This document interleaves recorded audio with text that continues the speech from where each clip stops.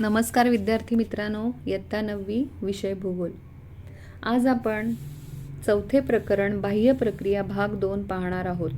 बाह्य प्रक्रिया भाग 1 मध्ये आपण अपक्षय म्हणजेच विदारण म्हणजे काय हे अभ्यासले. खडकाचे फुटणे, तुटणे किंवा बारीक कणात रूपांतर होणे याला विदारण असे म्हणतात. या विदारणाचे आपण कायिक विदारण, रासायनिक विदारण आणि जैविक विदारण असे प्रकार अभ्यासले आहेत. थोडक्यात खनन किंवा अपक्षरण कार्यामुळे भूपृष्ठाची मुख्यतः झीज होते हे आपण मागील पाठात शिकलो. अपक्षरण कार्यातून तयार झालेला जो गाळ आहे तो विविध कारकांकडून वाहून नेला जातो. विविध कारक म्हणजे हिमनदी असेल, नदी असेल, सागरी लाटा आहेत, वारा आहे, भूजल आहे, या कारकांकडून तो गाळ वाहून नेला जातो. कारकांची गती जेव्हा कमी होते किंवा वेग त्यांचा जेव्हा मंद होतो तेव्हा वाहून आणलेल्या गाळाचं संचयन होतं. या पद्धतीने वाहतं पाणी, हिमनदी, वारा, सागरी लाटा व भूजल ही कारके अपक्षरण, वहन व संचयनाचे कार्य करतात. या कारकांमुळे भूपृष्ठात सतत बदल घडून येतात आणि नवनवीन भूरूपे तयार होतात. यातील काही भूरूपांची माहिती आपण या पाठात घेणार आहोत. त्याआधी नदीचे कार्य आणि भूरूपे पाहण्यापूर्वी आपल्याला ग्लोबीने विचारलेलं आहे, सांगा पाहू.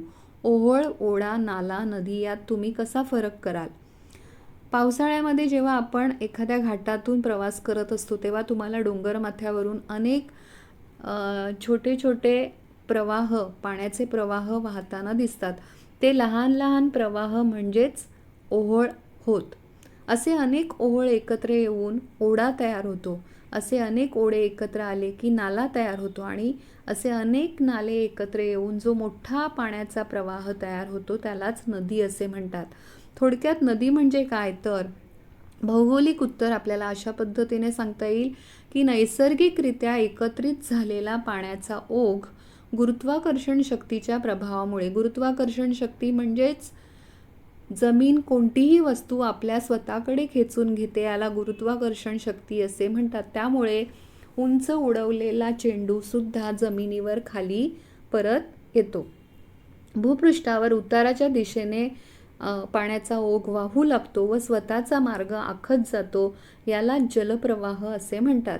अनेक जलप्रवाह एकत्र येऊन नदीची निर्मिती होते. थोडक्यात नदी म्हणजे काय तर अनेक जलप्रवाह एकत्र येऊन तयार होणारा मोठा जलप्रवाह म्हणजे नदी होय. नदी वाहत असताना आपल्या मार्गामध्ये वहन, क्षरण आणि निक्षेपण म्हणजे संचयन या कार्यामुळे अनेक भूरूप तयार करते. त्यातलं पहिलं महत्त्वाचं भूरूप आहे घळई. आता ही घळई कशा पद्धतीने तयार होते ते बघूया.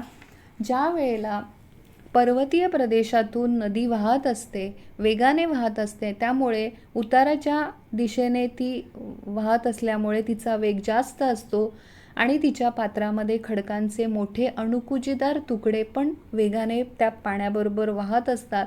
त्यामुळे नदीचा तळ खरवडला जातो आणि खोल खणला जातो आणि तीव्र उताराचे काठ असलेली खोल घळई तयार होते. अशा त्यालाच दरी किंवा घळई तयार होते आणि अशा ज्या उभे काठ असलेली जी अरुंद खोल दरी असते तिलाच घळई असे म्हणतात. ठाणे जिल्ह्यामध्ये उल्हास नदीची घळई प्रसिद्ध आहे. मध्य प्रदेशामध्ये जबलपूरजवळ भेड़ाघाट नदी येथे नर्मदा नदीची घळई सुद्धा प्रसिद्ध आहे. हिमालय पर्वतात तर अशा अनेक घळया तयार झालेल्या आहेत. नदीचं खनन कार्य होत असताना नदीचा उगम हा समुद्र सपाटीपासून खूप उंचावर होतो, म्हणजे डोंगर माथ्यावर नदी उगम पावते. तेथे नदीचा वेग खूप वेगवान असतो, कारण उतारानुसार तिचा वेग जास्त असतो. त्यामुळे तिची झीज करण्याची शक्ती पण जास्त असते. नदीच्या ह्या वेगवान प्रवाहामुळे तिच्यातील रेती, दगडगोटे, अणुकुचीदार दगड असतील असे अनेक पदार्थ तिच्या प्रवाहातून वाहत असतात. त्यामुळे आणि अनेक उपनद्यासुद्धा, अनेक उपप्रवाहसुद्धा तिला येऊन मिळतात. त्यामुळे नदीच्या तळाचे आणि काठाचे खनन मोठ्या प्रमाणात होते आणि म्हणूनच घळई, व्ही आकाराची दरी, धबधबा अशी जी भूरूपं आहेत ही खनन कार्यामुळे तयार होतात, हे लक्षात ठेवायचं आहे. त्यानंतर बघा ही नागमोडी आकाराची नदी आपल्याला दिसते. आता हिचा आकार नागमोडी कसा झाला असेल, तर ज्या वेळेला ती सरळ का नाही वाहत, आपल्याला हा प्रश्न पडू शकतो. तर ज्या वेळेला नदी वाहत असते तर काही वेळेला तिच्या मार्गामध्ये एखादा कठीण खडक आला तर त्या कठीण खडकाला भेदून ती नाही वाहू शकत, मग ती त्या खडकाच्या दोन्ही बाजूनी अशी वाहत जाते, बरोबर.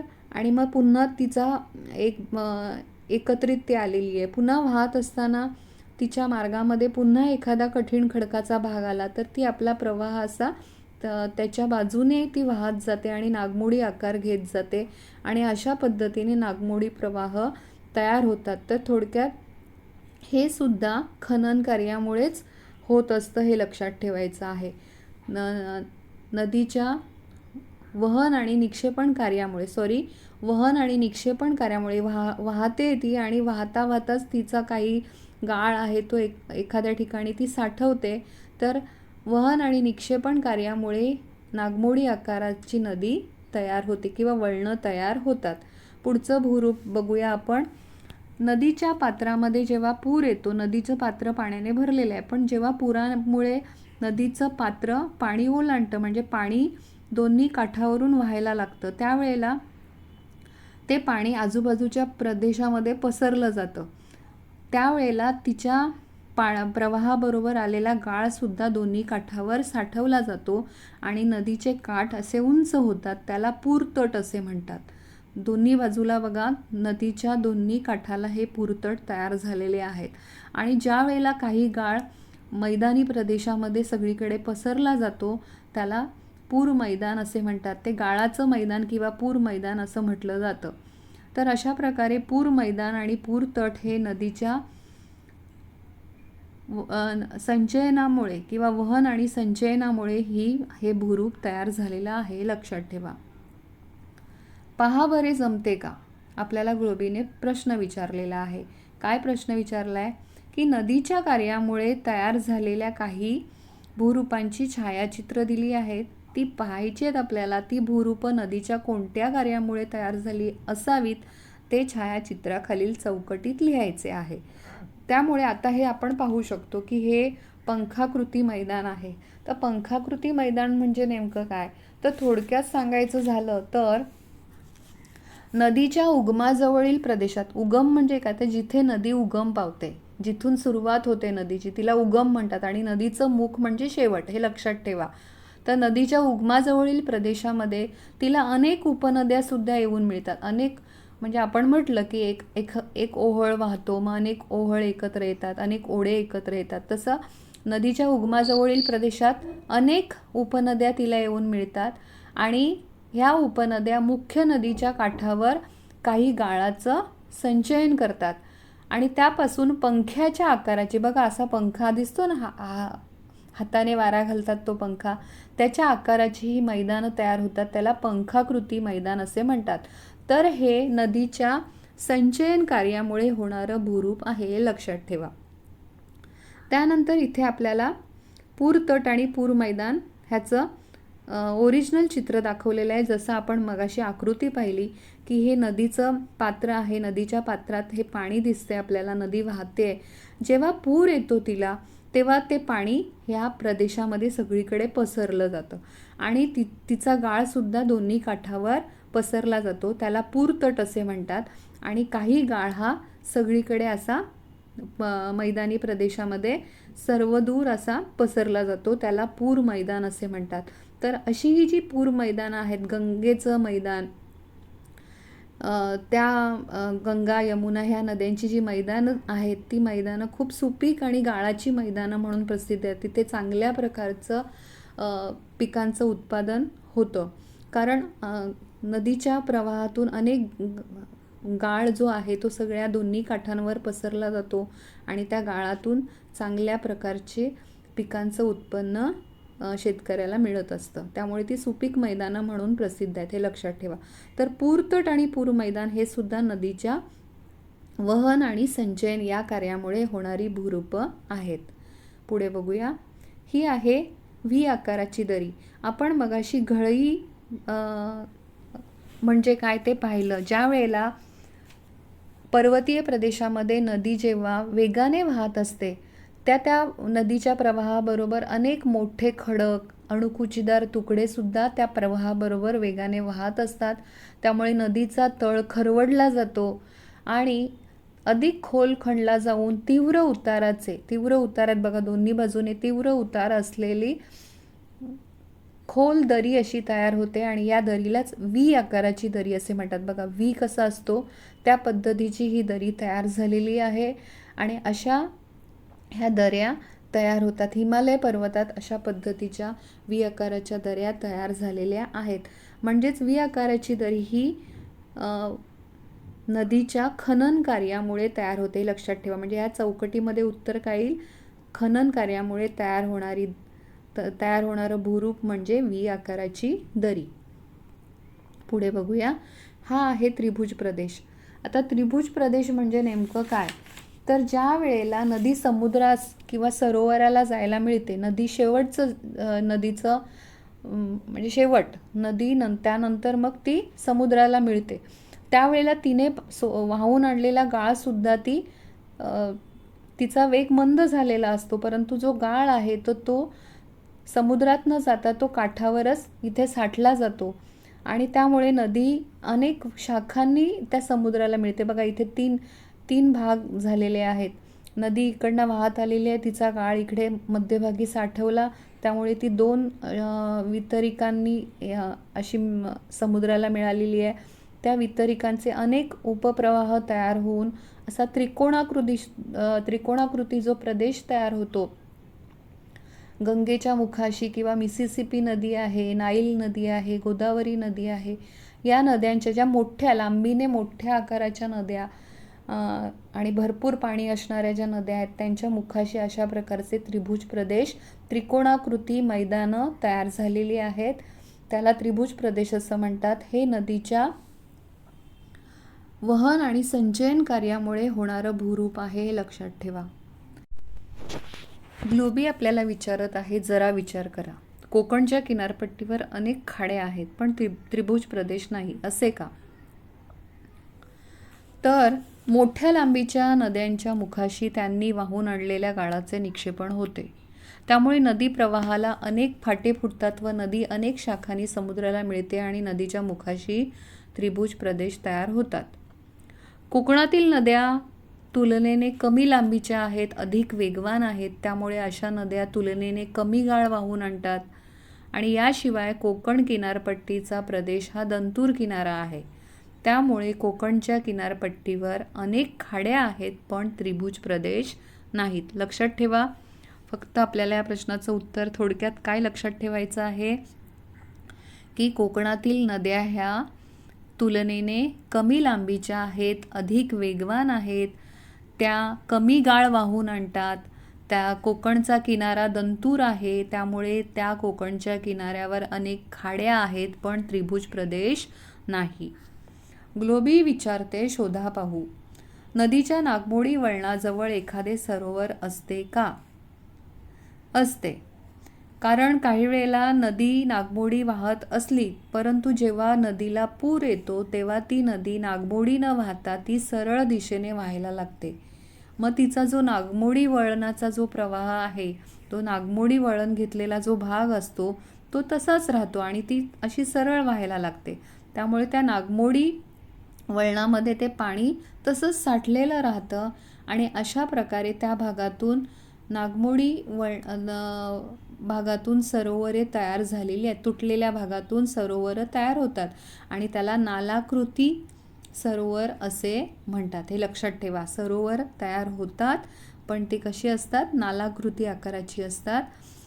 आणि अशा पद्धतीने नदीला पूर आल्यानंतरच जेव्हा नदी सरळ दिशेने व्हायला लागते तेव्हा तो नागमोडी आकाराचा जो भाग आहे त्याच्यामध्ये पाणी साठून राहतं आणि सरोवरांची निर्मिती होते. हे लक्षात ठेवा. नदीच्या कार्याप्रमाणेच हिमनदीचं कार्य आपण पाहणार आहोत. हिमनदीचं कार्य देखील नदीच्या कार्यासारखंच आहे आणि होणारी भूरूप मात्र थोडी वेगळी आहेत. नदी देखील वहन, क्षरण आणि निक्षेपणाचं कार्य करते. ज्या प्रदेशामध्ये तापमान गोठणबिंदूच्या खाली म्हणजे 0° सेल्सिअसपेक्षा किंवा कधीकधी मायनस टेम्परेचर जिथे असतं त्या प्रदेशात हिमस्वरूपात वृष्टी होते. पाऊस न पडता तिथे बारीक बारीक कणांचा पाऊस पडतो. हिमवृष्टीमुळे भूपृष्ठावर हिमाचे थर साचतात. हिमाच्या प्रचंड वजनामुळे हिमथर भूपृष्ठावरून उतारावरून ते घसरू लागतो. तो हिमथर दाब आणि घर्षण यामुळे थराच्या तळाशी जमिनीलगत असलेले बर्फ वितळू लागते आणि हिमनदी अतिशय संथपणे उताराच्या दिशेने सरकू लागते. म्हणजे जितका दाब पडेल आणि जसं जमिनीला त्या हिमाचं घर्षण होईल तर तो तळाकडचा हिम जो आहे तो वितळायला लागतो, त्याचं पाण्यात रूपांतर होतं आणि हिमनदी खाली खाली सरकत जाते. डोंगर माथ्यावरून ती जमिनीकडे सरकायला लागते आणि त्यालाच हिमनदी असं म्हणतात. नदीप्रमाणेच हिमनदी देखील खनन, वहन आणि संचयनाचे कार्य करते. ग्लोबी आपल्याला सांगते, माहीत आहे का तुम्हाला, हिमनदी प्रति दिवशी 1 सेमी ते 1 मीटर पर्यंत वेगवेगळ्या वेगाने पुढे सरकत असते.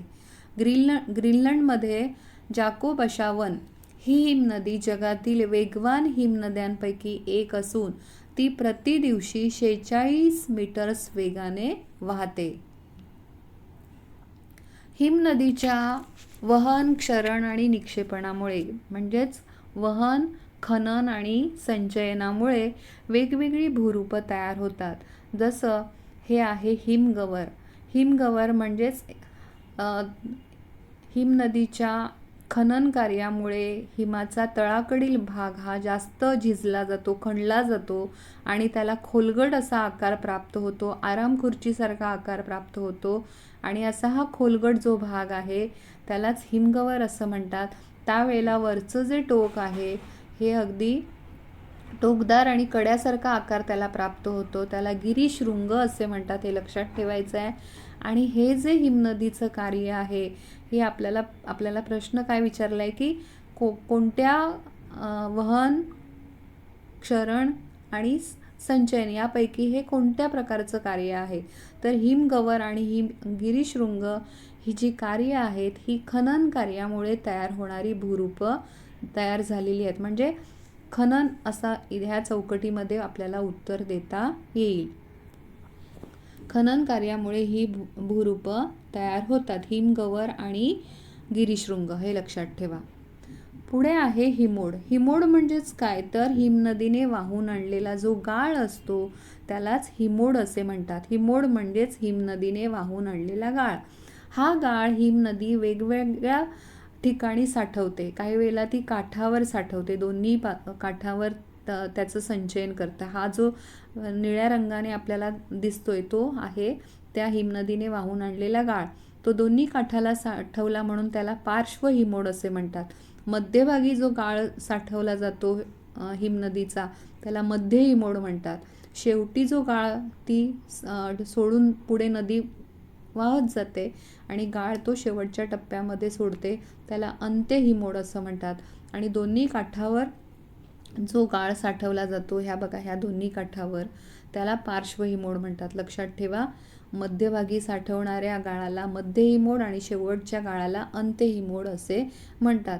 तर हे जे आहे हे हिमनदीच्या वहन आणि संचयन कार्यामुळे तयार होणारी ही भूरूपं आहेत. वहन आणि संचयन कार्यामुळे हिमोड तयार होतात, हे लक्षात ठेवा. पुढे आहे यू आकाराची दरी. जशी आपण व्ही आकाराची दरी पाहिली की जेव्हा हिमनदी वाहत असते, नदी वाहत असते तेव्हा ती आपल्या तळाचं मोठ्या प्रमाणावर झीज करते, त्यामुळे रुंद काठ असलेली घळई तयार होते. त्याच पद्धतीने हिमनदी वाहत असताना उभे काठ असलेली खोल अशी घळई तयार होते.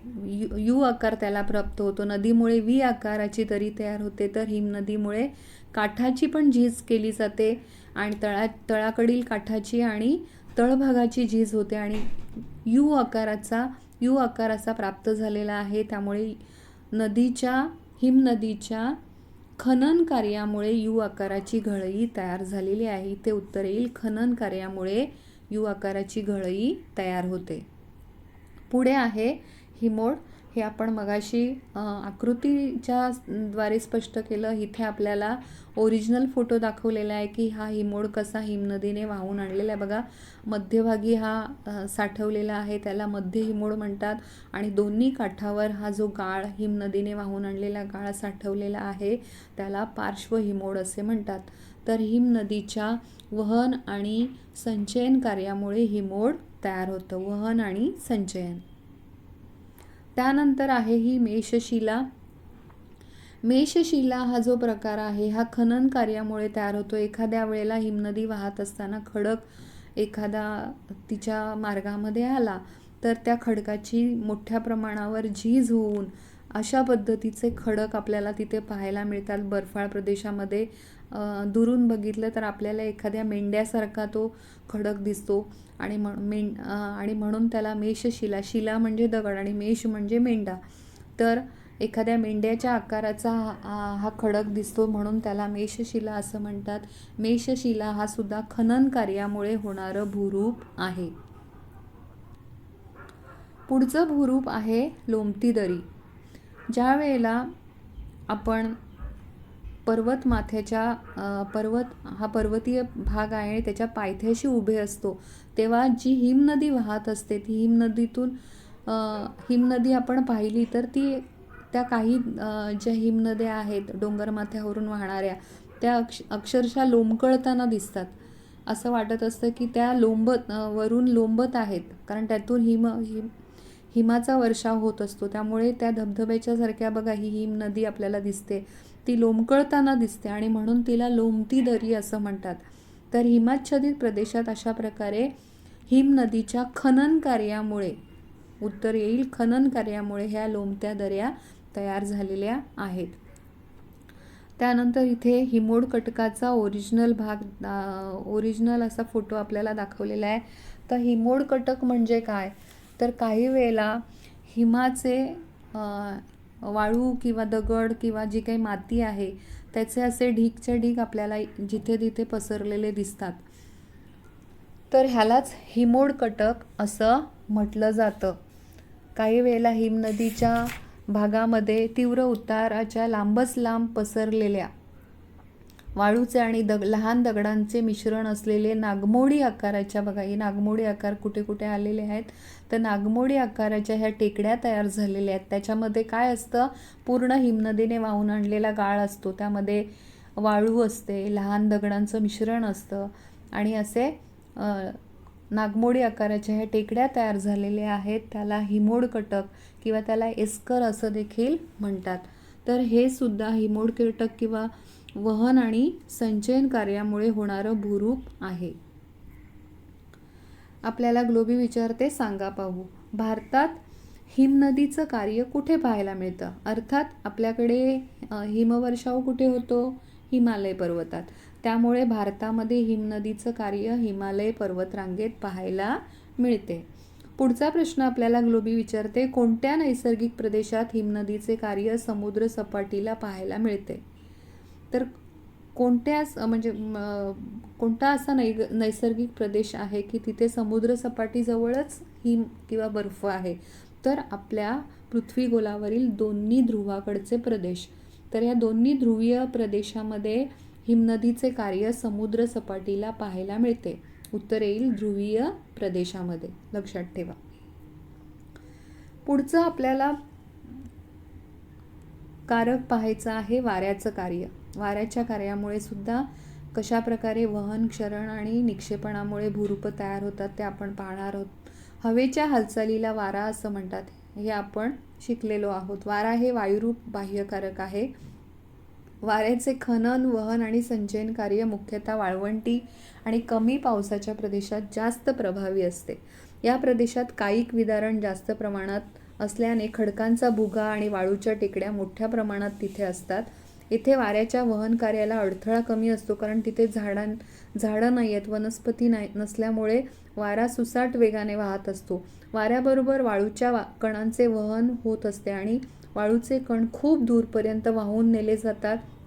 ज्या ठिकाणी वाऱ्याचा वेग मंदावतो, कमी होतो, अशा ठिकाणी वाळूचे संचयन होते, निक्षेपण होते आणि वहन, खनन आणि निक्षेपण यामुळे काही भूरूपं तयार होतात.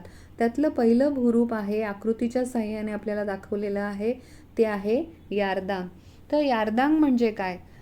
तर वाळवंटी प्रदेशामध्ये काही वेळेला अशा प्रकारे कठीण खडक असेल आणि मृदू खडक अशी रचना असेल, त्यावेळेला कठीण खडक कमी प्रमाणात झिजला जातो, पण जो मृदू खडक आहे त्याची झीज मोठ्या प्रमाणावर होते आणि दोन्ही कठीण खडकाचा जो मधला जो मृदू खडकाचा भाग आहे तो जास्त झिजून अशा प्रकारे खोलगट भाग किंवा घळीसारखा भाग तयार होतो, त्यालाच यारदांग असे म्हणतात, हे लक्षात ठेवा. वाळवंटी प्रदेशातच अशा प्रकारचं भूरूप तयार होतं. एखादा कठीण खडक वाऱ्याच्या मार्गामध्ये आला तर वाऱ्याच्या खनन कार्यामुळे, निक्षेपणामुळे काय होतं, त्याचा तळाकडचा जो भाग आहे तो झिजला जातो, खडकाचा जास्त प्रमाणात झिजला जातो. मात्र माथ्याकडचा खडकाचा भाग हा कमी झिजल्यामुळे त्या खडकाला छत्रीसारखा आकार प्राप्त होतो आणि म्हणून त्याला भूछत्र खडक असे म्हणतात. भूछत्र खडक हे वाऱ्याच्या खनन आणि वहन कार्यामुळे तयार होणारं भूरूप आहे, हे लक्षात ठेवा. एखादा कठीण खडक वाऱ्याच्या मार्गात आल्यास त्याचा पायथ्याकडचा भाग जास्त झिजतो, माथ्याकडचा भाग कमी झिजतो, त्यामुळे त्या खडकाला छत्रीसारखा आकार प्राप्त होतो आणि भूछत्र खडकाची निर्मिती होते. खनन कार्यामुळे हे भूरूप तयार होतं. त्यानंतर हे दुसरं भूरूप दिसतंय, हे आहे वालुकागिरी. आता ही वालुकागिरी किंवा ह्या ज्या टेकड्या आहेत या कशा तयार होतात? तर ज्या वेळेला वारा वाहत असतो, वहन क्रियेमुळे वाळू वाऱ्याबरोबर एका ठिकाणाहून दुसऱ्या ठिकाणी वाहून जाते.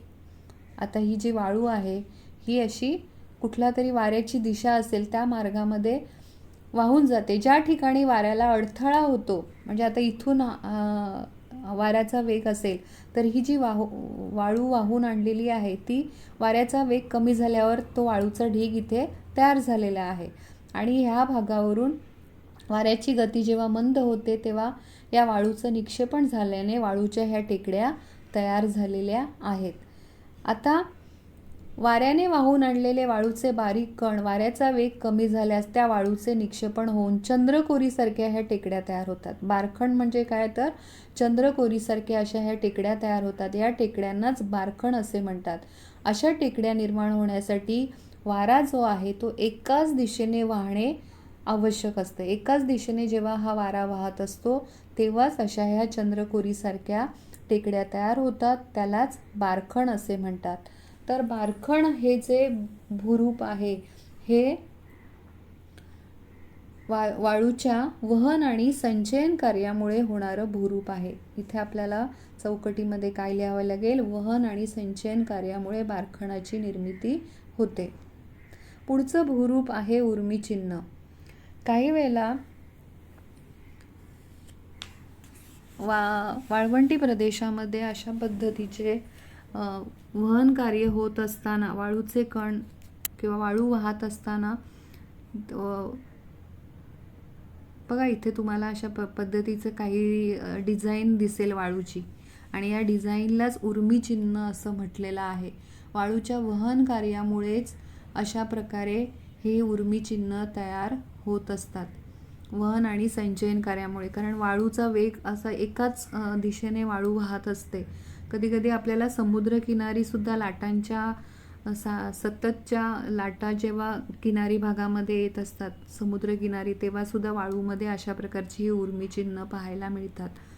तर अशी ही उर्मिचिन्ह आपल्याला एकाच दिशेने जेव्हा वाऱ्याचा वेग असतो आणि वाळू वाहत असते तेव्हा अशी ही वाळूवर जी डिझाईन तयार झालेली आहे ती वहन आणि संचयन कार्यामुळे ही उर्मिचिन्ह तयार होतात.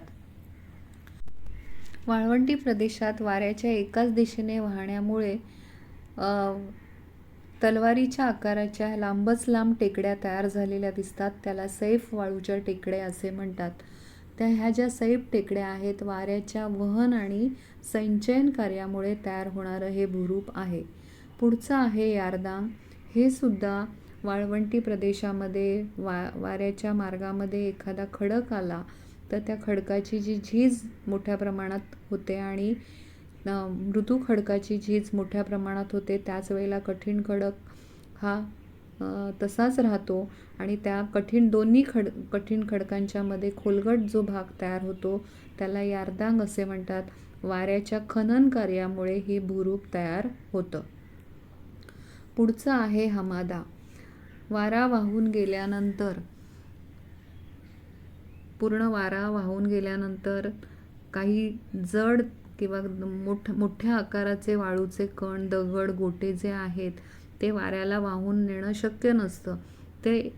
तर हे जे मोठे दगड गोटे आहेत हे एखाद्या प्रदेशामध्ये तो वारा संचयित करतो, निक्षेपित करतो तो भाग आणि पुढे वारा वाहून जातो.